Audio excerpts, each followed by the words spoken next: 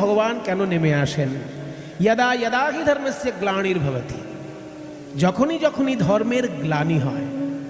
ভারত মানে হে ভারত, এখানে ভারত কিন্তু ইন্ডিয়া নয়, এখানে ভারত শব্দের অর্থ ইন্ডিয়া নয়। ভরত বংশে জন্ম বলে অর্জুনকে বলা হচ্ছে ভারত।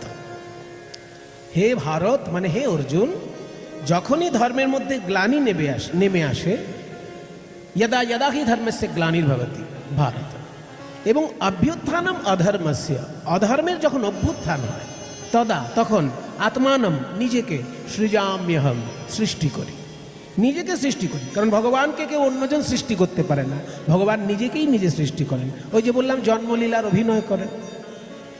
আত্মানম সৃজাম্যহম মানে নিজেকেই সৃষ্টি করি। কেন না পরিত্রাণায় সাধুনাম, সাধুদেরকে পরিত্রাণ করার জন্য। এখানে সাধু ও শব্দের ব্যাখ্যা আছে। সাধু মানেই আমাদের ধারণা মোটা মালা থাকবে, মোটা তিলক থাকবে, রং বেরঙের পোশাক থাকবে, ওটা সাধুর একটা রূপ।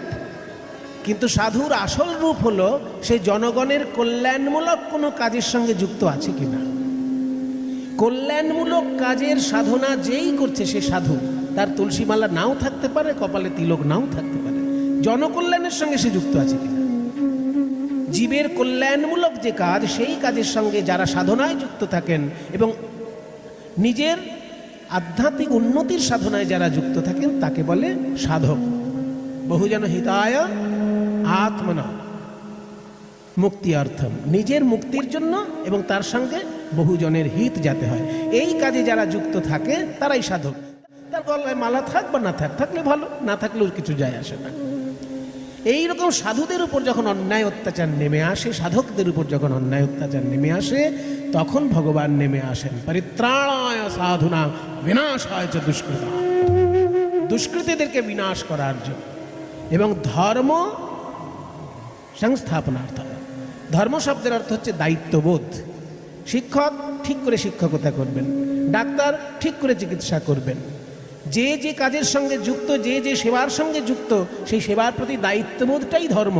সেটা যখন নড়ে চড়ে যায়, ভগবান এসে সমাজ আবার ঠিক করে দেন। তাই ধর্ম প্রতিষ্ঠা করার জন্য আমি নেমে আসি, সংস্থাপনার্থায়, ধর্ম সংস্থাপনার্থায়।